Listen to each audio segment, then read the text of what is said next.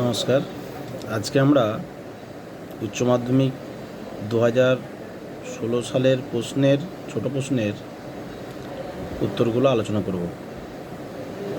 MCQ plus SAQ যে 40 নম্বরের প্রশ্ন থাকে সেগুলো সম্পর্কে প্রশ্ন এবং উত্তর আলোচনা করব। দেখো, প্রথম প্রশ্ন এমসিকিউ। পেরেস্ত্রোইকার প্রবর্তক ছিলেন কে? এটা গর্বাচেভ হবে। পিসি মহলানবিশ ভারতে কোন পঞ্চবার্ষিকী পরিকল্পনা খসড়া প্রস্তুত করেন? এটা দ্বিতীয় হবে। 27 দফা দাবি পেশ করা হয়েছিল কোন সম্মেলনে? বেলগ্রেড সম্মেলনে। পটসডাম সম্মেলন অনুষ্ঠিত হয়েছিল 1945 খ্রিস্টাব্দে। স্বাধীন ইন্দোনেশিয়ার জন্ম হয় 1949 খ্রিস্টাব্দে। 1943-এর বাংলার দুর্ভিক্ষের সময় ভারতের ভাইসরয় কে ছিলেন? Wavell. Poverty and un-British rule in India রচনা করেন দাদাভাই নৌরোজি। শুদ্ধি আন্দোলনের প্রবর্তক ছিলেন দয়ানন্দ সরস্বতী। নানকিংয়ের চুক্তি স্বাক্ষরিত হয়েছিল, এটা অপশনে নেয়, নানকিংয়ের চুক্তি স্বাক্ষরিত হয়েছিল 1842 খ্রিস্টাব্দে, কিন্তু এখানে 41, 43, 1841, 1843, 1845, 39 দেওয়া আছে, কিন্তু এখানে 1841টাই আমরা নেব। সঠিক উত্তর 1842।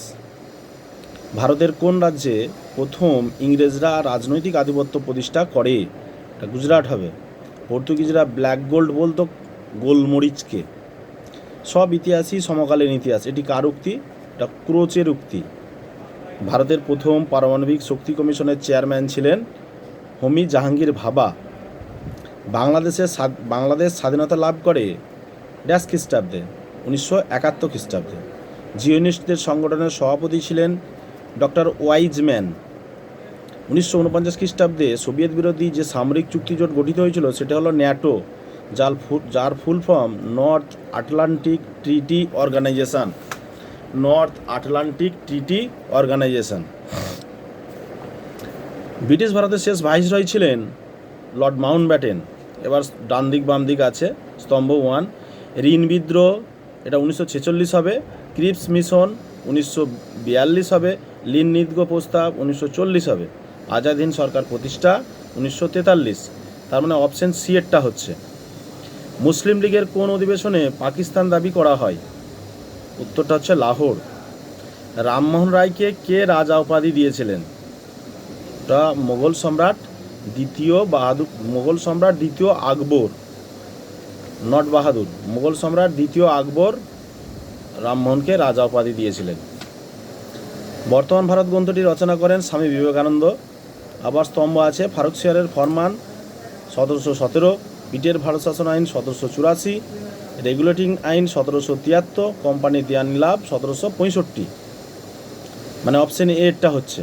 ভারতে এশিয়াটিক সোসাইটির প্রতিষ্ঠা হয় ড্যাশ খ্রিস্টাব্দে? 1784 খ্রিস্টাব্দে। রাজতরঙ্গিনী গ্রন্থ রচনা করেন কলহন।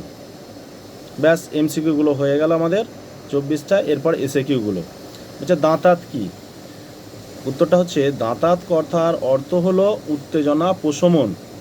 1960-এর দশকে মার্কিন যুক্তরাষ্ট্র ও সোভিয়েত রাশিয়ার মধ্যে দ্বন্দ্বের কিছুটা উত্তেজনা প্রশমিত হয়েছিল, মানে কমেছিল 1960-এর দশকে। সেই জন্য এই কথাটি ইউজ করা হয়েছে দাঁতাত। দাঁতাত কথার অর্থ হলো উত্তেজনা প্রশমন। 1960-এর দশকে ঠান্ডা লড়াই পড়বে। 1960-এর দশকে মার্কিন যুক্তরাষ্ট্র ও সোভিয়েত রাশিয়ার মধ্যে দ্বন্দ্বের কিছুটা উত্তেজনা প্রশমিত হয়েছিল, যা দাঁতাত নামে পরিচিত। এরপরে কোশ্চেন, বেন বেল্লা কে ছিলেন? বেন বেল্লা ছিলেন স্বাধীন আলজেরিয়ার রাষ্ট্রপতি, যার পুরো নাম হচ্ছে Ahmed Ben Bella. Pakistan Peoples Party গঠন করেছিলেন জুলফিকার আলী ভুট্টো। এশিয়াবাসীদের জন্য এই স্লোগান কোন দেশের? এই স্লোগান হচ্ছে জাপানের। মার্শাল পরিকল্পনা কি? 1947 খ্রিস্টাব্দের 5ই জুন মার্কিন পররাষ্ট্র সচিব জর্জ সি মার্শাল মার্কিন অনুগত দেশগুলিকে যে আর্থিক সাহায্যের পরিকল্পনা ঘোষণা করেছিলেন তা মার্শাল প্ল্যান নামে পরিচিত। ওয়ারশ চুক্তি কবে এবং কেন স্বাক্ষরিত হয়েছিল? ওয়ারশ চুক্তি 1955 খ্রিস্টাব্দে হয়েছিল। সোভিয়েত রাশিয়া, ঠিক যেমন মার্শাল প্ল্যান ওখানে মার্কিন যুক্তরাষ্ট্র, এখানে ঠিক সোভিয়েত রাশিয়া তার পূর্ব ইউরোপের কমিউনিস্ট দেশগুলিকে সাহায্যের যে পরিকল্পনা ঘোষণা করেছিলেন তা ওয়ারশ চুক্তি নামে পরিচিত। ক্যাবিনেট মিশনের 3 জন সদস্য কে ছিলেন? একজন হচ্ছেন পেথিক লরেন্স, স্যার ট্যাফোর্ড ক্রিপস, আর হচ্ছেন এভি আলেকজান্ডার। এখানে ভারত সচিব ছিলেন পেথিক লরেন্স, স্যার ট্যাফোর্ড ক্রিপস হচ্ছেন বাণিজ্য সচিব, আর এভি আলেকজান্ডার ছিলেন নৌ সচিব। এটা একটু মনে রাখবে যদি অন্যভাবে কোশ্চেনটা দেয়। রশিদ আলী দিবস কবে কেন পালিত হয়? আজাদ বাহিনীর অন্যতম ক্যাপ্টেন রশিদ আলীকে গ্রেপ্তার করা হলে 7 বছরের তার সশ্রম কারাদণ্ড দেওয়া হয়েছিল। সেই কারাদণ্ড দেওয়া হলে তার মুক্তির দাবিতে 1946 খ্রিস্টাব্দে 12ই ফেব্রুয়ারি রশিদ আলী দিবস পালিত হয়েছিল।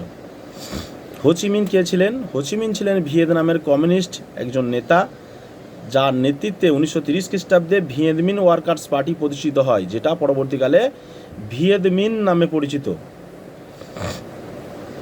ভিয়েতনাম ওয়ার্কার্স পার্টি, যেটা পরবর্তীকালে ভিয়েতমিন নামে পরিচিত। কোন বছর ভিয়েতনাম প্রজাতান্ত্রিক রাষ্ট্র হিসাবে ঘোষিত হয়? 1949 খ্রিস্টাব্দে ভিয়েতনাম গণতান্ত্রিক প্রজাতন্ত্র রাষ্ট্র হিসাবে ঘোষিত হয়। মল্লামিন্টো সংস্কার আইন কবে পাস হয়? 1909 খ্রিস্টাব্দে মল্লামিন্টো সংস্কার আইন পাস হয়। কবে কাদের মধ্যে লগ্ন চুক্তি স্বাক্ষরিত হয়েছিল? 1916 খ্রিস্টাব্দে কংগ্রেস ও মুসলিম লীগের মধ্যে লগ্ন চুক্তি স্বাক্ষরিত হয়েছিল। কবে ও কোথায় ভারতীয় কমিউনিস্ট পার্টি প্রতিষ্ঠিত হয়? ভারতীয় কমিউনিস্ট পার্টি বলেছে 1925 খ্রিস্টাব্দে 26শে ডিসেম্বর উত্তরপ্রদেশের কানপুরে। কারণ ভারতের কমিউনিস্ট পার্টি এটা দুবার প্রতিষ্ঠিত হয়েছিল, একবার ভারতের বাইরে রাশিয়ার তাসখন্দে 1920 খ্রিস্টাব্দে, কিন্তু এখানে বলেছে ভারতীয় কমিউনিস্ট পার্টি মানে 1925-এর কানপুরে, উত্তরপ্রদেশের কানপুর।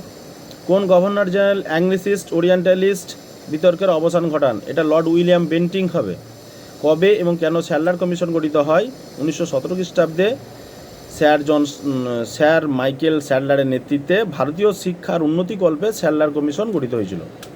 কেরালায় কে অস্পৃশ্যতার বিরুদ্ধে শক্তিশালী আন্দোলন গড়ে তুলেছিলেন? শ্রী নারায়ণ গুরু কেরালায় অস্পৃশ্যতার বিরুদ্ধে আন্দোলন গড়ে তুলেছেন। চীনে কোন বছর মে 4th আন্দোলন শুরু হয়েছিল? 1919 খ্রিস্টাব্দে মে 4th আন্দোলন শুরু হয়েছিল। চীনে কোন বছর আফিং আমদানি বন্ধ হয়? এটা 1800 খ্রিস্টাব্দে হবে। উন্মুক্ত দান নীতি কি, কে এর প্রবক্তা? উন্মুক্ত দান নীতি হচ্ছে খোলা দরজার নীতি, বা যেটাকে আমরা ওপেন ডোর পলিসি বলি ইংরেজিতে। চীনে এর প্রবক্তা ছিলেন মার্কিন পররাষ্ট্র সচিব জন হে।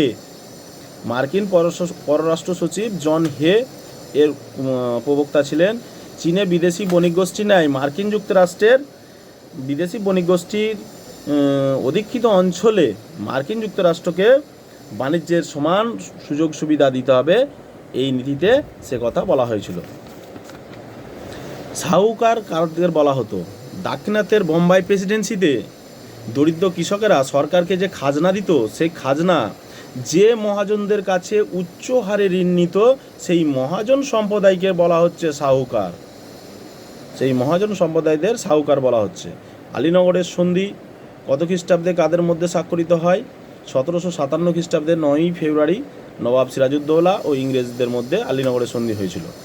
কোন ভূমি বন্দোবস্ত জমিদারদের জমির উপর মালিকানা সত্ত্ব দিয়েছিল? এটা হবে চিরস্থায়ী ভূমি বন্দোবস্ত। চিরস্থায়ী ভূমি বন্দোবস্ত জমিদারদের উপর মালিকানা সত্ত্ব দিয়েছিল।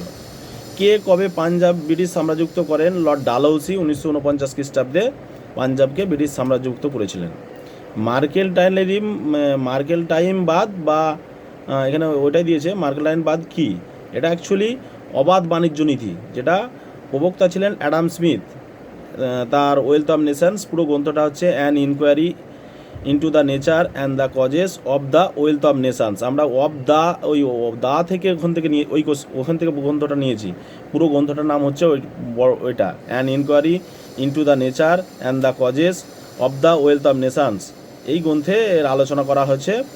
এখানে বলা হয়েছে অবাধ বাণিজ্যের কথা ঘোষণা করা হয়েছে।